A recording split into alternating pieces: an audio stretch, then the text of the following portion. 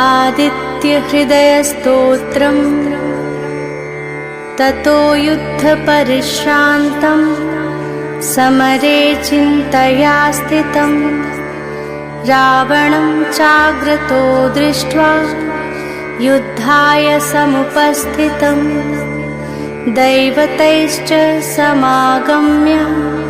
द्रष्टुमभ्यागतो रणम् उपागम्याब्रवीत् रामम् अगस्त्यो भगवान् ऋषिः राम राम महाबाहो शृणु गुह्यं सनातनम् येन सर्वा नरीन् वत्स समरे विजयिष्यसे आदित्यहृदयं पुण्यं सर्वशत्रुविनाशनम् जया